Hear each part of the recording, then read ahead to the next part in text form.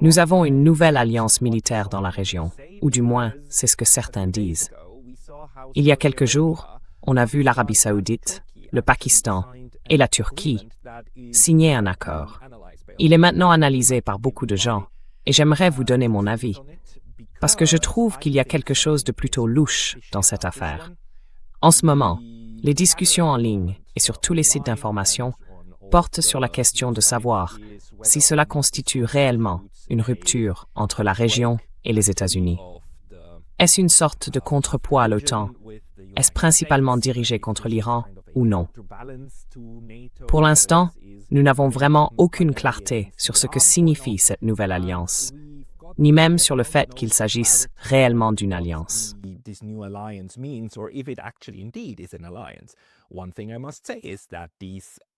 Ce que je dois dire, c'est que ces gouvernements sont en réalité assez... Une chose qu'ils ont essayé d'imposer dans le récit médiatique, c'est qu'il faudrait considérer cela comme une alliance, n'est-ce pas? Si l'on regarde les déclarations publiées par les gouvernements, voici la version pakistanaise, ils ont tous publié des communiqués de presse identiques. Et le tout dernier paragraphe dit en fait, « Cet accord vise à renforcer la dissuasion collective contre tout acte d'agression et stipule que toute attaque armée contre l'un quelconque des trois États sera considérée comme une attaque contre tous. » Et c'est sur cela que les médias se concentrent actuellement. L'idée que nous avons une sorte de très vaste alliance de type article 5 entre trois pays, là encore la Turquie, l'Arabie saoudite et le Pakistan.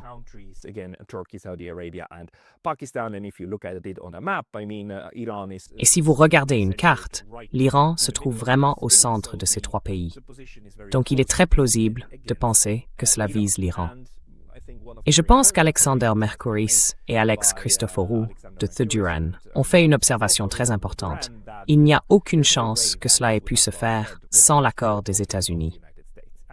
Et ce qui est assez inquiétant, en fait, c'est que les États-Unis n'ont absolument pas condamné cela. Ils n'en ont rien dit de négatif. Ils ont simplement laissé faire. Donc il est très plausible de penser que cela se produit. Sinon avec un simple signe d'approbation des États-Unis, peut-être même sous leur impulsion active. Et j'estime que c'est assez probable. C'est encore une tentative de créer quelque chose qui soit dirigé contre l'Iran.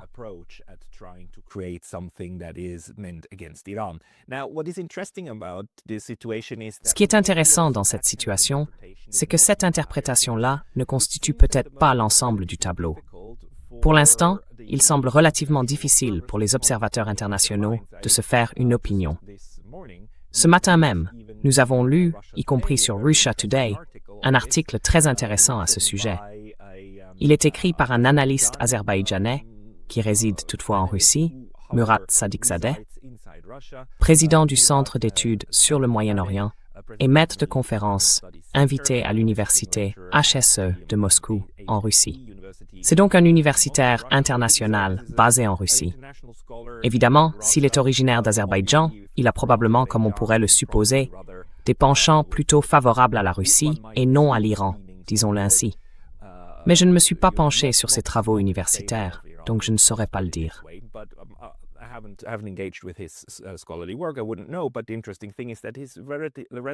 Mais ce qui est intéressant, c'est que son article assez long publié ici dans Russia Today semble avancer l'idée que cette OTAN islamique, comme il l'appelle, pourrait être dirigée à la fois contre Israël et contre l'Iran. Il souligne donc que l'Iran ne serait peut-être pas la seule cible, et qu'Israël est évidemment aussi un problème majeur pour les trois États. Et revenons-y encore une fois.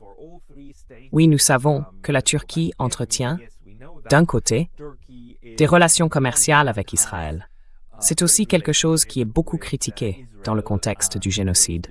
C'est un point sur lequel l'Iran est très ferme. Mais d'un autre côté, Israël tient, et tient déjà depuis un certain temps, un discours très belliqueux envers la Turquie et a déjà désigné la Turquie comme un possible ennemi à l'avenir.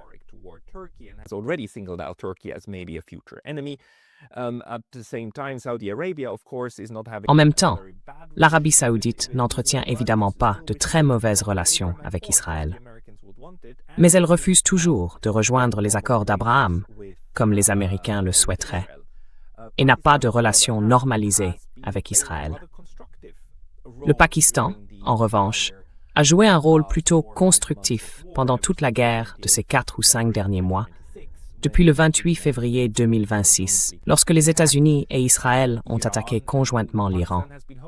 Le Pakistan a accueilli la plupart des discussions, les seules négociations diplomatiques vraiment importantes qui ont eu lieu. Et J.D. Vance, en se rendant dans la région, est allé à Islamabad pour négocier au Pakistan. Et de fait, lorsque les funérailles d'Ali Khamenei, le dirigeant iranien tué, ont eu lieu il y a environ 3 semaines. Iran happened about 3 weeks ago. This very large enterprise, this very large. Cet événement immense, ces funérailles nationales de très grande ampleur, avec des millions de personnes dans les rues de Téhéran et d'autres villes. Ce qui s'est passé, c'est que le Pakistan a aussi envoyé une délégation et l'Arabie saoudite a envoyé une délégation à Téhéran, en Iran, pour assister aux funérailles et rendre hommage. Et pendant les funérailles, l'Iran a diffusé des versets du Coran, des versets de louange, lorsque la délégation pakistanaise rendait hommage, et des versets critiques du Coran, lorsque l'Arabie saoudite rendait hommage. Donc nous savons que l'Iran entretient, du moins pour le moment, une relation plutôt positive. Enfin, peut-être pas vraiment positive, parce qu'il y a effectivement eu des interventions militaires il y a environ 2 ans. Donc la relation entre le Pakistan et l'Iran est tout sauf simplement heureuse. Relationship between Pakistan and Iran is anything but just a happy one, but at least for the current war, Iran is judging. Mais au moins, dans la guerre actuelle, l'Iran juge plutôt positivement le comportement du Pakistan. Donc nous n'avons pas une vision très nette, avec d'un côté les ennemis et de l'autre les amis. S'il y a une chose qu'on peut dire, c'est que les relations entre l'Iran et l'Arabie saoudite sont au plus bas. Pourtant, il y a 2 ou 3 ans, elles allaient dans la bonne direction, lorsque les Chinois ont effectivement négocié une normalisation de ces relations. Rien n'est vraiment tranché. Et encore une fois, lors des funérailles d'État de l'ayatollah Khamenei, le père, les Saoudiens, ont envoyé une délégation. Donc vous savez, l'ensemble des relations internationales entre ces États ne fonctionne pas comme, les tragédies en Europe. What should we call it? The tragedies in Europe do. In Europe, the collective West always. En Europe, l'Occident collectif a toujours cette idée que, soit on est avec lui, soit on est contre lui. On est soit un ami, soit un ennemi. Et si on est un ennemi, personne n'enverrait jamais une délégation aux funérailles nationales d'un ennemi, n'est-ce pas? Eh bien, ce n'est tout simplement pas comme ça que fonctionne l'Asie occidentale. L'Asie occidentale a une autre façon d'interagir, beaucoup plus fluide. Et l'argument que je veux avancer dans cette vidéo, c'est qu'on devrait probablement interpréter de la même manière l'accord qui vient d'être conclu entre ces 3 États, comme quelque chose de plus fluide et de plus nuancé que ne le ferait l'Occident collectif. Encore une fois, l'Occident collectif aimerait y voir une alliance solide, alors que la réalité pourrait être tout autre, et bien plus nuancée. Different and much more nuanced. And also the other argument I will make over the next couple of minutes. Et l'autre argument que je vais avancer dans les prochaines minutes, c'est qu'il faudrait plutôt s'appuyer sur les expériences historiques des alliances pour interpréter cela, plutôt que sur des fantasmes selon lesquels ce serait une sorte d'OTAN d'Asie occidentale, un simple copier-coller. Car l'OTAN est dans l'ensemble une organisation assez particulière dans l'histoire des alliances. C'est assurément l'une des alliances internationales les plus réussies, du moins en termes de longévité et d'impact politique. Mais, historiquement, les alliances reposent en réalité sur des bases assez fragiles. Et ce qui me préoccupe surtout à ce stade, au sujet de cet accord, ou ce qui me fait douter de son impact réel, c'est tout simplement qu'ils n'ont pas publié le texte même de l'accord. Nous n'avons pas le texte.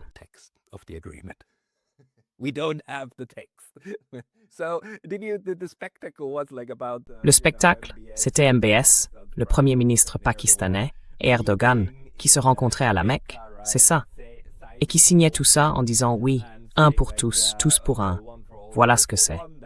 Et ensuite, ils ne nous donnent pas le texte. Et il y a aussi un précédent, parce qu'en fait, dès l'an dernier, 2 de ces pays avaient déjà signé un accord de défense, le Pakistan et l'Arabie saoudite. Ils ont un accord distinct dans lequel ils ont également dit qu'ils avaient désormais une clause de défense mutuelle. Si l'un est attaqué, c'est considéré comme une attaque contre les deux. Et maintenant, ils en font un autre, distinct. Pendant un moment, on a parlé de la possibilité que la Turquie rejoigne simplement cet accord de défense.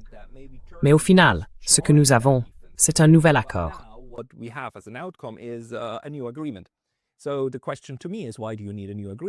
Donc, la question que je me pose, c'est pourquoi avez-vous besoin d'un nouvel accord si vous avez déjà quelque chose en place? Ça veut dire, d'accord, qu'il fallait négocier quelque chose de différent. Et ensuite, vous ne publiez même pas le texte. J'ai essayé de le trouver, très honnêtement, de différentes manières. En général, si vous cherchez un effort collectif pour retrouver quelque chose, Wikipédia n'est pas si mal, parce que les articles y sont rédigés de façon collaborative, n'est-ce pas? Et Wikipédia, avec ses standards, malgré tous ses défauts et ses erreurs, a quand même l'obligation de citer des sources. Et, assez curieusement, Wikipédia a en ce moment une section de liens externes où ils disent « Oh, regardez, texte intégral de l'accord ». Puis vous cliquez dessus, et en réalité, ça vous renvoie vers le communiqué de presse, vers les 3 communiqués de presse.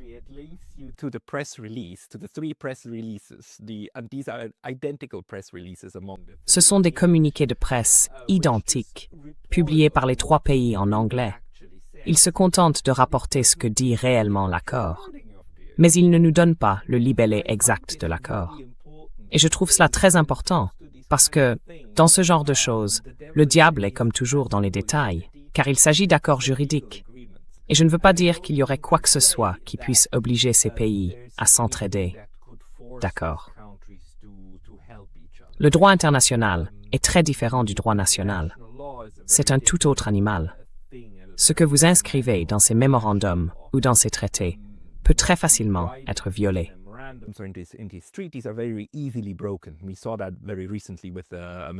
On l'a vu très récemment avec le mémorandum d'entente avec les États-Unis. Enfin, ce genre de choses peut très facilement être rompu. Je ne veux donc pas dire que c'est cela qui compte. Mais la manière dont ces traités sont formulés reste importante, parce que c'est ce que ces pays sont prêts à exprimer comme étant leur volonté. Cela représente ce qu'ils acceptent de communiquer. Donc, l'aspect communication compte énormément. Et je vous le dis, vous savez, dans les négociations internationales, il faut beaucoup de temps pour parvenir à un texte de traité sous lequel tout le monde est prêt à apposer sa signature. Pour certains des accords les plus importants, comme le traité sur la non-prolifération, cela a pris 10 ans.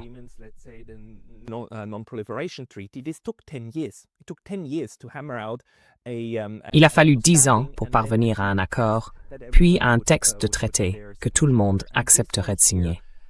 Et ici encore, même si personne ne peut obliger ces États à respecter ce qu'ils promettent, ce qu'ils sont prêts à dire, du genre « oui, c'est bien ce que nous signons », c'est ça la question. Et ce document n'a pas été rendu public. Ce qui me conduit en fait à penser que ce qu'ils ont signé pourrait effectivement être formulé comme l'est l'article 5 de l'OTAN. Mais le point essentiel, c'est que l'article 5 est en réalité une clause de défense collective très faible.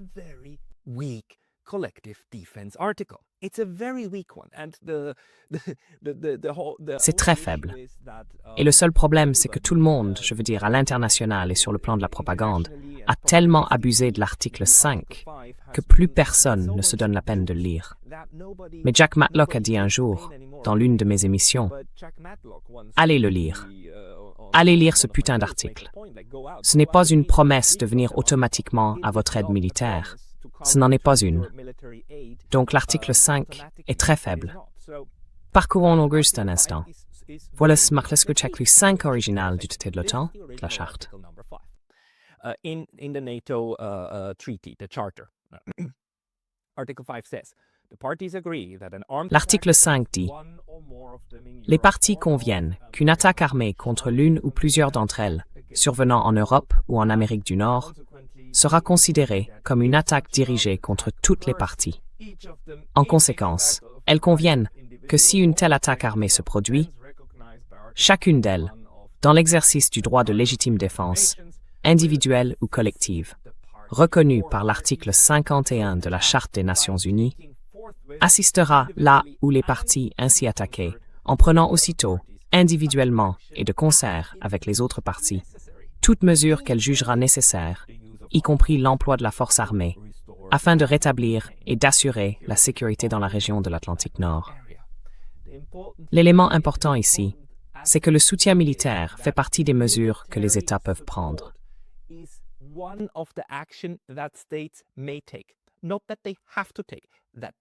Non pas qu'ils doivent agir, mais qu'ils peuvent agir. Et il appartient toujours à chaque État membre de l'OTAN de décider, en cas d'attaque armée contre l'un d'entre eux, s'ils veulent faire ou non. C'est pourquoi l'article 5 n'est pas automatique. Cela ne veut pas dire que le texte de l'article prévoit une quelconque forme automatique de légitime défense collective. Il dit que c'est permis. Les États membres peuvent le faire. Or, politiquement, bien sûr, l'OTAN a accordé tellement d'importance à cet article 5, l'a tellement mis en avant et a tellement fait comme s'il s'agissait d'un accord de défense collective automatique, que dans les faits, sur le plan politique, il remplit désormais cette fonction.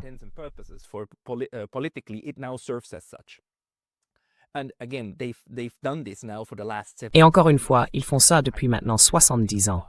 Ils montent en épingle cet article 5. S'il y avait un nouveau traité, et si l'Arabie saoudite, le Pakistan et la Turquie publiaient réellement le texte de leur traité, vous savez, les gens liraient cet article en détail. Ils en déduiraient à quel point la défense collective est automatique et à quel point les termes sont forts. Et encore une fois, ça ne veut pas dire que ces pays ne peuvent pas y déroger ou ne peuvent pas s'en écarter. Cela veut simplement dire que ce qu'ils signent, c'est ce qu'ils sont disposés, en quelque sorte, à promettre, à signer de leur nom et à être considérés comme ayant pris cet engagement.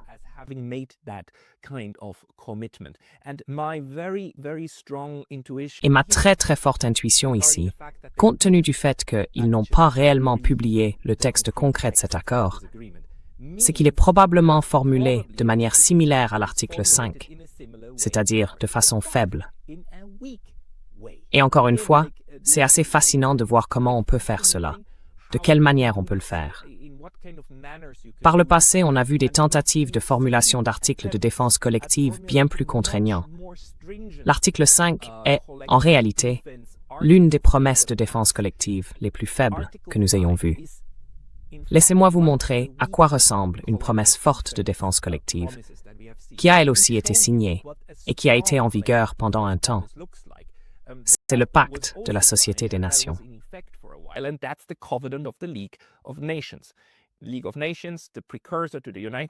La Société des Nations, précurseur de l'Organisation des Nations Unies, a été fondée en 1919, après la Première Guerre mondiale. Elle a ensuite, en gros, été dissoute à la fin de la Seconde Guerre mondiale. Ses locaux, entre autres, et ses fonds ont été directement transférés aux Nations Unies.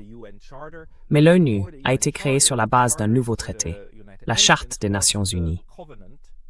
Avant cette charte, l'équivalent pour la Société des Nations était ce qu'on appelait le pacte.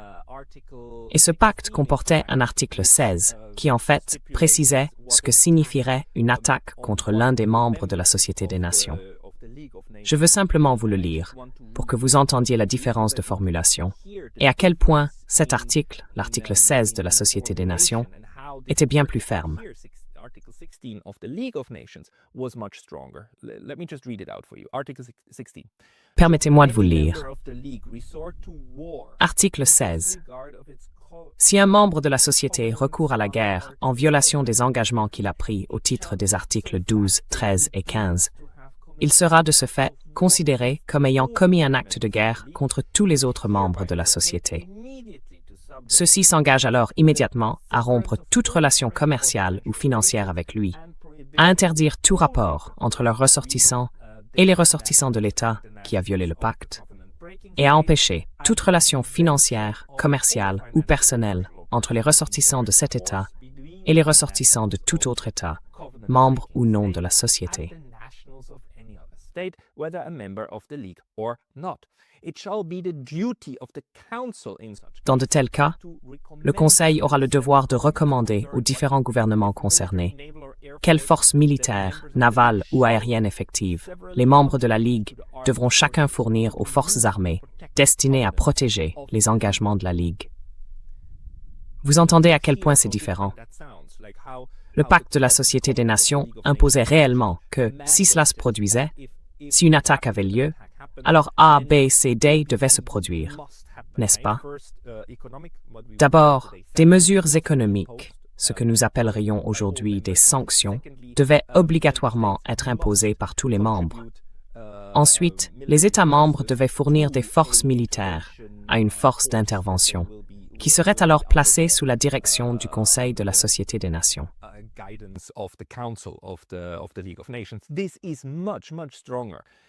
C'est bien plus fort que ce que dit réellement l'article 5 de l'OTAN. Parce que l'article 5 de l'OTAN laisse encore à chaque État membre le choix de faire cela ou non, et de décider sous quelle forme et de quelle manière. C'est d'ailleurs pour cela que j'affirme que dans les faits, l'Ukraine est déjà membre de l'OTAN.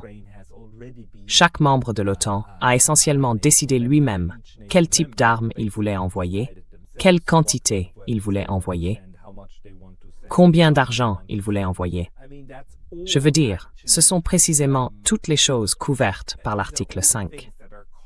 Et ce sont exactement les mêmes choses qu'un autre membre de l'OTAN pourrait recevoir des autres membres de l'OTAN s'il était attaqué.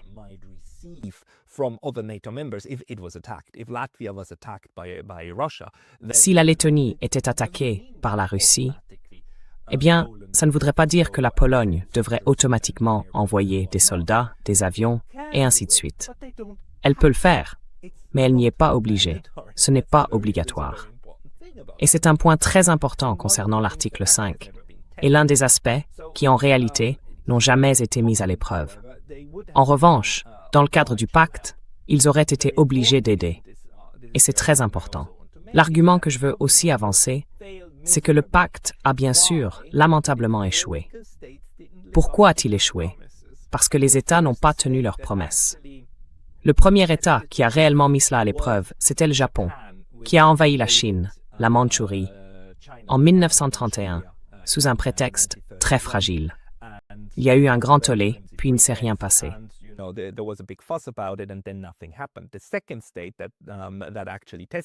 Le deuxième État qui a réellement mis cela à l'épreuve, c'était l'Italie, qui a envahi l'Abyssinie, l'Éthiopie actuelle. Les deux étaient membres de la Société des Nations, et puis il ne s'est rien passé. Ils ont essayé d'imposer des sanctions économiques à l'Italie, mais cela a très très vite mal tourné, et les sanctions économiques ont alors cessé de fonctionner. Même les Suisses ont recommencé à commercer très vite, après 1936-1937. Et bien sûr, personne n'a jamais envoyé de force d'intervention. Il n'y a eu aucune intervention militaire. Donc au final, l'article 16 de la Société des Nations s'est en fait effondré et a été plus ou moins détruit par la Realpolitik, parce que les membres ont simplement oublié cet article et ont dit en gros « Ah, vous savez, peut-être. Enfin, tout ça est très difficile, très flou, on ne sait pas, et on n'intervient pas. »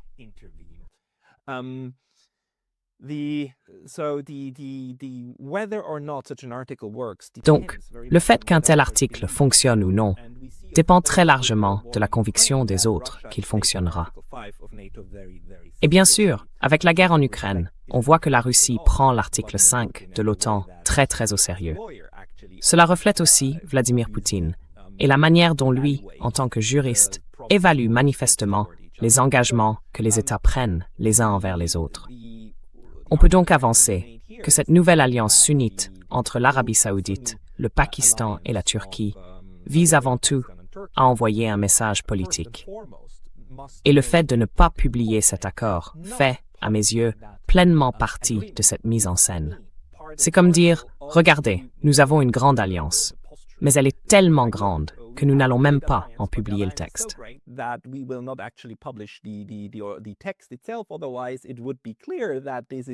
Sinon, il serait clair que cette promesse n'est pas aussi solide qu'on voudrait le faire croire. Alors, s'il vous plaît, que tout le monde croit que c'est bien le cas, mais ne le mettez pas à l'épreuve. Honnêtement, après avoir vu ce que l'Iran a fait ces derniers mois, je pense que cela sera mis à l'épreuve assez bientôt. Si les États-Unis tentaient de nouveau d'attaquer l'Iran et de bombarder l'Iran depuis le territoire saoudien, et que les Saoudiens y prêtaient effectivement main forte, les Iraniens riposteraient par des bombardements. Et je ne pense pas que cette nouvelle alliance les en empêcherait, d'une manière ou d'une autre, parce que je pense que l'Iran va probablement les mettre au défi de tenir parole. Et une fois que cela arrivera, une fois que des bombes iraniennes détruiront de nouveau des infrastructures en Arabie Saoudite, eh bien, ce sera le test. Ce sera du genre, d'accord, Turquie et Pakistan, que faites-vous maintenant? Like, okay, Turkey and Pakistan, what do you do now? From everything we've seen, especially with Pakistan, and how D'après tout ce que nous avons vu, en particulier avec le Pakistan, et la manière dont il a essayé de gérer cette affaire, je dirais qu'il tenterait de nouveau une action politique, et non une action militaire, pour traiter l'ensemble de la situation. Bien sûr, rien n'est moins certain. Ce n'est vraiment qu'une hypothèse. Mais la manière dont tout cela est organisé me laisse penser qu'il s'agit davantage d'images, de postures, que de capacités réelles sur le terrain. Il est aussi très important de savoir que même l'OTAN, à sa création, était en réalité une alliance relativement faible. Dans son ensemble, elle disposait de bien moins de soldats au sol en Europe que l'Armée rouge, qui à l'époque occupait bien sûr la moitié de l'Europe après 1945. Donc il peut y avoir une valeur politique ici. Et à l'avenir, ça pourrait devenir quelque chose de concret.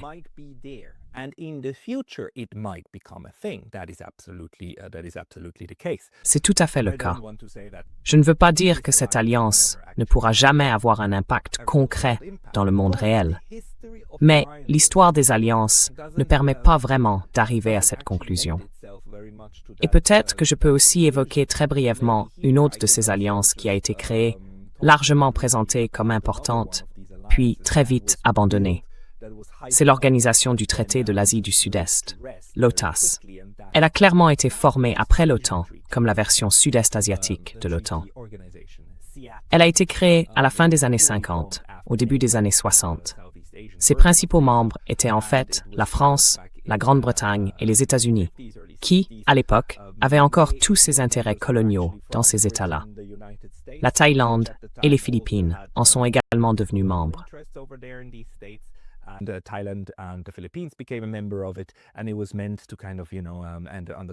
Et l'idée, en quelque sorte, vous savez, dans ce scénario de guerre froide, c'était « gardons les Russes dehors, les Soviétiques, etc., etc. Empêchons le communisme de se propager. » Mais même si Alan Foster Dulles la considérait comme un pilier de la politique étrangère américaine envers l'Asie du Sud-Est, elle a très très vite perdu sa raison d'être. Elle a finalement été dissoute dans les années 70, alors que les États-Unis mettaient aussi progressivement fin à la guerre du Vietnam.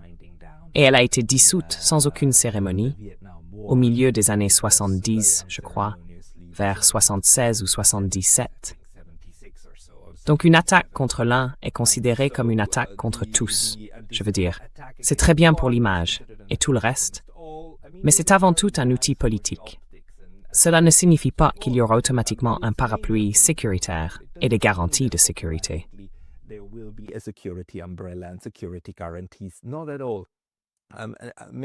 Pas du tout. Et en réalité, les alliances militaires ont un bilan historique assez médiocre lorsqu'il s'agit d'assurer véritablement la sécurité. Nous avons aussi le contre-exemple de ces structures d'alliance de la Première Guerre mondiale, où différents États, notamment les Allemands et les Russes, les Britanniques, les Français, et ainsi de suite, se promettaient mutuellement sécurité et certains mécanismes automatiques. Si quelqu'un entre en guerre contre toi, ici, alors nous entrerons en guerre là-bas. Beaucoup de ces promesses ont été rompues. Certaines ont été tenues. Et au final, cela a déclenché une réaction en chaîne qui a étendu une petite guerre européenne à pratiquement toute la planète, en incluant bien sûr l'ensemble de la structure coloniale que les Européens avaient bâtie.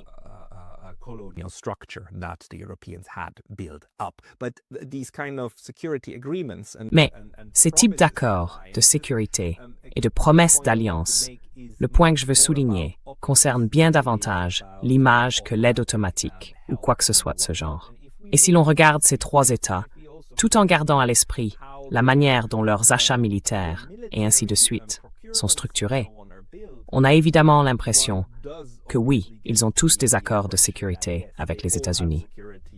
La Turquie est membre de l'OTAN. L'Arabie saoudite est un allié très important des États-Unis. Le Pakistan aussi. Ils achètent des équipements militaires aux États-Unis. Ils sont intégrés au complexe militaro-industriel, mais pas exclusivement. Le Pakistan, par exemple, entretient depuis très longtemps une relation ambivalente avec les États-Unis.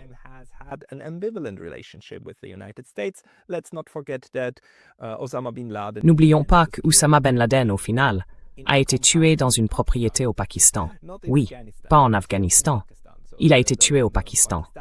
Donc les Pakistanais étaient au moins partiellement impliqués dans toute cette affaire. Le Pakistan lui-même connaît de graves problèmes liés à différents types de terrorisme. Il a une très longue frontière avec l'Afghanistan et avec les territoires pashtuns qui sont partagés, et ainsi de suite. C'est une situation très complexe. Le Pakistan est aussi une dictature militaire très enracinée, comparable en gros uniquement à la dictature militaire en Égypte. Dans ces deux États, l'armée est sur le plan institutionnel si profondément ancrée dans la société de tous les jours que la plupart des structures économiques fonctionnent avec elle et à travers elle.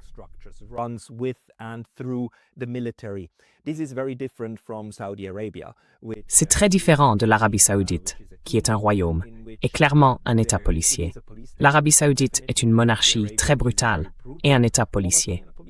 Mais elle n'est pas construite sur les fondations d'un État militaire, contrairement aux autres, l'Égypte et le Pakistan. La Turquie, en revanche, est un cas plus contrasté, avec des aspects démocratiques et des tendances autocratiques. Enfin, au fond, cela n'a pas vraiment d'importance.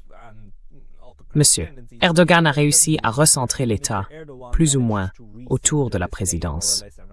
Il y avait une armée forte, autrefois laïque, qui était en fait l'une des gardiennes de la révolution de Kemal Atatürk et de la laïcisation. Erdogan a changé cela au cours des 15 à 20 dernières années, là encore en recentrant le pouvoir autour de la présidence.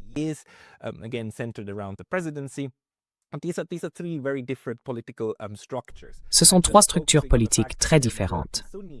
Et se focaliser uniquement sur le fait qu'elles sont majoritairement sunnites, c'est passer à côté de l'essentiel. Sur le plan politique, elles ont leurs propres problèmes à gérer. Le principal problème de l'Arabie saoudite, c'est que même si l'on a l'impression que Mohammed Ben Salman, MBS, est solidement installé aux commandes et qu'il peut imposer sa volonté au pays, l'Arabie saoudite, la maison des Al Saoud, compte entre 2000 et 5000 princes. La maison des Al Saoud est arrivée au pouvoir en 1932 et depuis cette date, la famille a atteint 15 000 membres, principalement parce que c'est une société polygame. Le grand-père Al Saoud avait beaucoup d'épouses et énormément d'enfants. Ses enfants ont eux-mêmes eu beaucoup d'épouses et énormément d'enfants. La famille s'est donc énormément étendue. C'est une famille immense. Au sein même de ce royaume, le pouvoir du roi a été transmis à plusieurs des enfants du grand-père Al Saoud, puis maintenant à l'un de ses petits-enfants, MBS. Mais il y a beaucoup de cousins.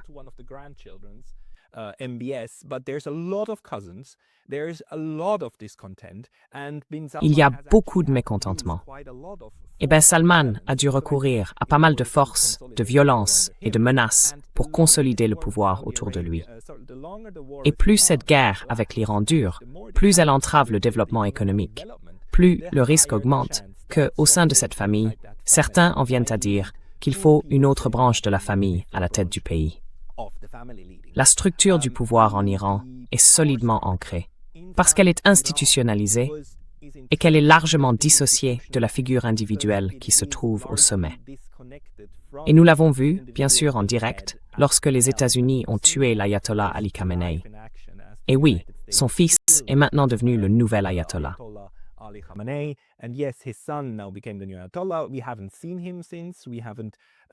Depuis, on ne l'a pas revu. On n'a pas beaucoup entendu parler de lui. Mais ce qu'on a vu, c'est que les différentes structures par lesquelles l'État iranien est construit et ancré dans la société sont en réalité extrêmement solides. Rien ne garantit qu'il en soit de même en Arabie saoudite. L'institutionnalisation du pouvoir politique y est à un tout autre niveau. Je dirais que le Pakistan et l'Égypte se rapprochent davantage de l'Iran en raison du rôle de l'armée. L'armée assume le rôle de structurer la société, de créer des institutions et de mettre en place des couches et des couches de dirigeants, ainsi que des luttes de pouvoir internes. Tout cela fonctionne ensuite comme un système de contre-pouvoir. Ce n'est pas autant le cas, du moins d'après ce que j'en comprends, en Arabie saoudite.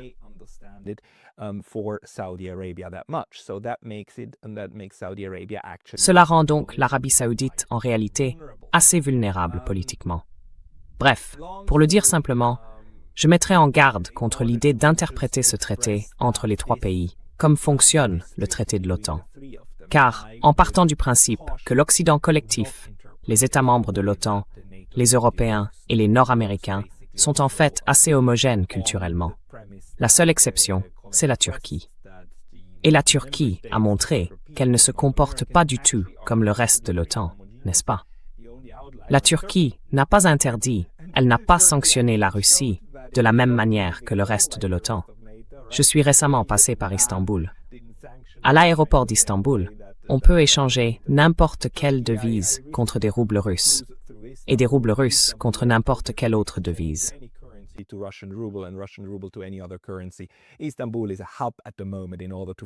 Istanbul est actuellement une plaque tournante pour se rendre en Russie par avion et l'une des portes d'entrée de l'Occident vers la Russie. La Turquie est loin d'avoir engagé tout son poids dans l'alliance de l'OTAN.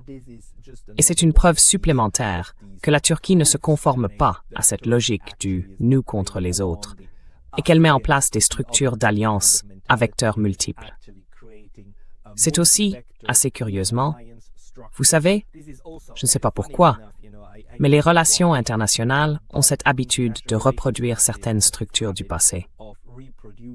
C'est précisément ce que la Turquie faisait aussi dans les années 1930 et 1940.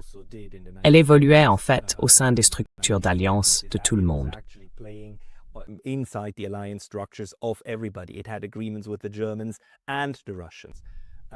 Elle avait des accords avec les Allemands et les Russes. Quand ces deux pays sont entrés en guerre l'un contre l'autre, la Turquie était en réalité plutôt satisfaite, parce que cela éliminait deux problèmes qu'elle avait ou rendait sa situation plus stable. Et la Turquie, bien sûr, est restée neutre jusqu'en février 1945. Puis elle a déclaré la guerre à l'Allemagne, alors que tout était déjà pratiquement terminé, essentiellement pour pouvoir rejoindre les Nations Unies. Mais on voit encore une fois que la position géographique, c'est sans doute la géographie qui détermine le destin politique. Le fait d'être au milieu de ces puissances impose en réalité que certaines orientations de politique étrangère prennent forme.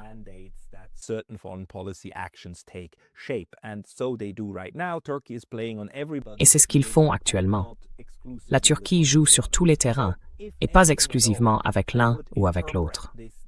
Donc s'il faut y voir quelque chose, j'interpréterais cette nouvelle alliance comme une expression du monde multipolaire, dans lequel les États, pour diverses raisons, forment des clubs et des espaces de discussion. Ils cherchent aussi à se positionner politiquement, les uns avec les autres, et les uns contre les autres, mais pas selon un schéma très net du type « nous contre eux », l'OTAN contre le reste du monde, et ainsi de suite.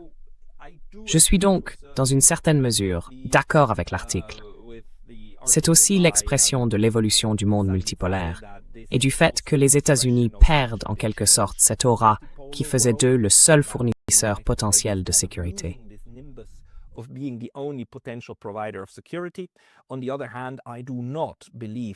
D'un autre côté, je ne pense pas que toute cette affaire signifie que ces États ont perdu toute confiance dans les États-Unis. Au contraire, je pense que cela s'est probablement fait avec l'aval des États-Unis. Ils se sont réunis et ont monté cette mise en scène politique.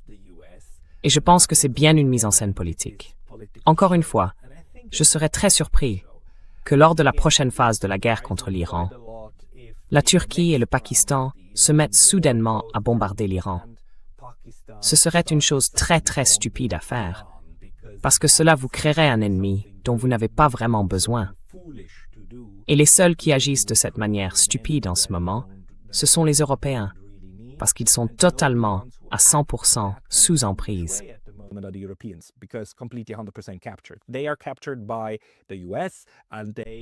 Ils sont capturés par les États-Unis et ils l'affichent. Et cette capture par les États-Unis, c'est quelque chose dont les Européens sont aujourd'hui fiers. C'est pour ça qu'ils vont à Washington. C'est pour ça qu'ils ressemblent à de petits chiens ou à de petits écoliers devant le bureau du patron, comme ils l'ont fait l'année dernière. Mais ils en sont fiers. C'est ainsi qu'ils se conçoivent eux-mêmes. Je ne crois pas que le Pakistan, la Turquie et l'Arabie saoudite se conçoivent ainsi. Ils font ce qui est dans l'intérêt des élites dirigeantes de ces pays, et ils savent qu'ils ne peuvent pas compter sur les États-Unis. Cela est désormais assez certain.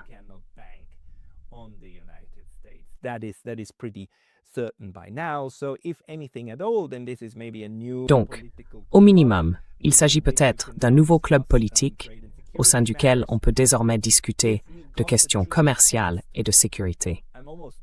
Si nous avions le texte du traité, je suis presque certain qu'il serait bien davantage centré sur les questions économiques, peut-être militaro-économiques, qui peut acheter quel type d'armes et à qui fournira quel type de soutien, et à quel niveau se fait le soutien stratégique, l'intégration, le partage de renseignements par exemple, ou encore quel type de transfert d'armes pourrait être envisagé.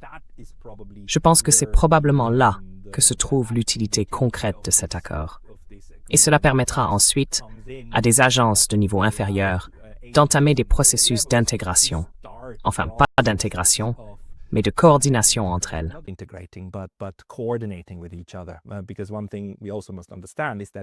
Car il faut aussi comprendre une chose, surtout en matière militaire, les États ont tendance à protéger jalousement leurs institutions, et ce pour des raisons évidentes.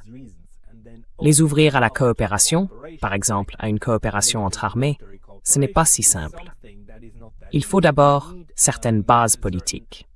Alors peut-être que cela constitue une base politique permettant davantage de partage, davantage d'exercices et d'échanges conjoints, ainsi que des relations économiques, d'abord.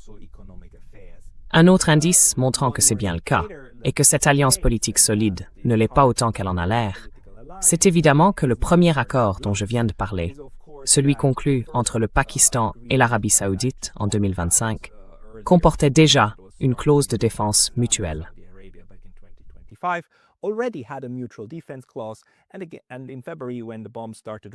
Et en février, quand les bombes ont commencé à pleuvoir, puis en mars, quand elles ont aussi commencé à tomber sur l'Arabie saoudite, le Pakistan a joué le rôle de négociateur. Il a servi d'intermédiaire. Il a agi en gros comme un pays neutre dans le conflit entre l'Arabie saoudite et l'Iran, provoqué par les bombardements américains et israéliens, évidemment, mais il a essayé de jouer les médiateurs pour des négociations, et ainsi de suite. Il n'a pas cherché à faire, vous savez, à aller bombarder Téhéran jusqu'à la destruction. Et le Pakistan possède bien des armes nucléaires, c'est absolument vrai, mais il ne voulait pas les utiliser contre l'Iran pour soutenir une guerre dont il n'a rien à gagner.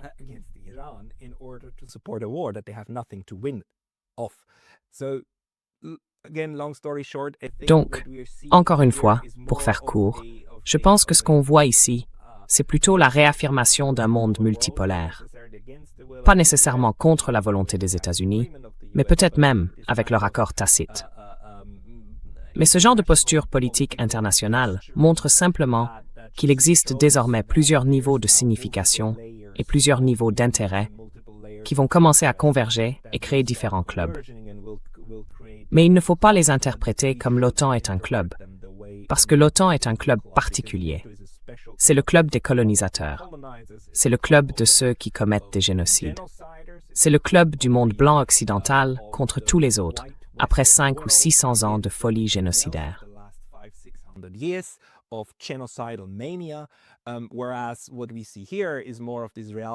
Ce que nous voyons ici, c'est davantage cette réelle politique d'une politique étrangère à vecteurs multiples, d'une politique militaire à vecteurs multiples. Je pourrais même appeler cela une politique de neutralité. Enfin, peut-être pas neutre. Peut-être que ce serait faux.